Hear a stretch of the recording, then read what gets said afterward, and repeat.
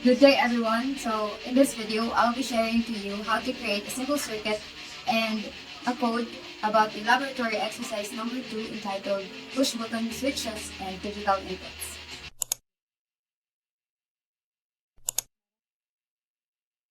First is the circuit. Let's connect the positive terminal of the LED, the longer leg, to the 230 ohm resistor, and the other leg of the LED is connected to the common ground from the Arduino ground pin. So let's just extend here. And since here this is the negative terminal of the, they call this breadboard, let's just pin this here. And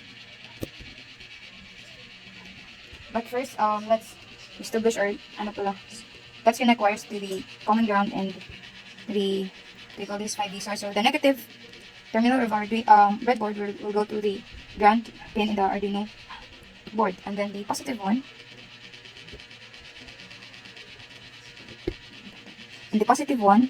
will go to the 5V source of our digital. And now let's get a 330 ohm resistor and connect this to the longer leg of our LED, so this one. Like that. And next is connect one pair of legs of the push button leg. Let's pin first the push buttons. That. You only need 2 push buttons, so we're going to use this. Make sure that it is properly connected to the breadboard. So next is connect one pair of legs of the push button to the leg of the 20 ohm resistor, while the other pair of legs to the common ground. And also connect the other leg of the 20 ohm resistor to the common 5V line, so this goes to the positive line, and then let's push. And let's do this. And let's connect this. I'm going to use another one of the black ones for connecting the other leg of the push button to the common ground. So let's say this is the common ground, right? So let's put it here. Just push. And let's do the same thing with the other push buttons. Let's connect this to the positive ground. Positive and the like that. And then let's connect the other leg of the push button to the common ground. And then what we're going to do is the other end of the 330 ohm resistor goes to the value of the digital pin of the Arduino. So since this is our 330 ohm resistor, let's connect the other leg, this one, to the digital pin 13 of our Arduino pin. So let's count 8, 9, 10, 11, 12, 13. Put it there.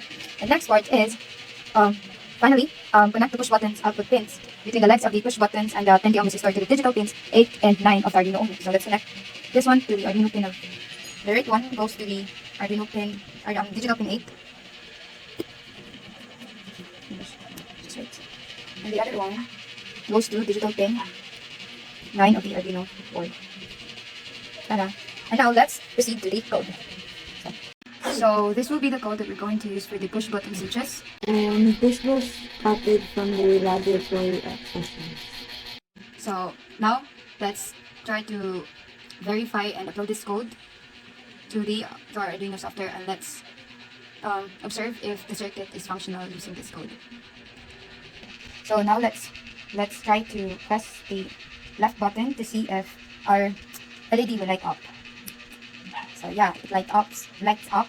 And then let's try to press the right button and see if the LED will turn off according to our code. So yeah, it turned off, so therefore our code and circuit are fully functional. What if we're going to modify the circuit and use other digital pins? And let's identify what part of the code that needs to be modified also. First, let's transfer this from D13 to D7 for output for LED. Now, and for the left button, let's transfer this to D65. Okay. And then for our right button, let's try to transfer this to D5. So that the circuit now looks like this. And now let's proceed to manipulating our code. So now let's proceed to modifying our code in accordance to the changes we made in our circuit. So the only part that we need to change in this code is this part.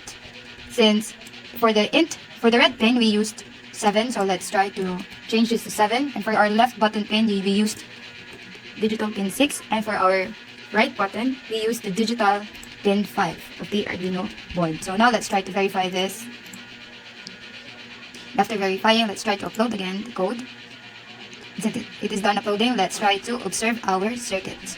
So now let's observe again if the LED will still turn on if we press the left button and turn off when we press the right button. So yeah, it worked. Now let's try to turn off the LED using the right button. So yeah, now since we already addressed the post-laboratory questions of this exercise, this will be the end of this video. So it's a wrap, guys. I have already performed the laboratory exercise number 2, and upon completing the laboratory exercise, I have learned to manipulate the circuit and the code. Also, I have gained confidence to rebuild the circuit without looking at a laboratory manual, and I also slowly absorb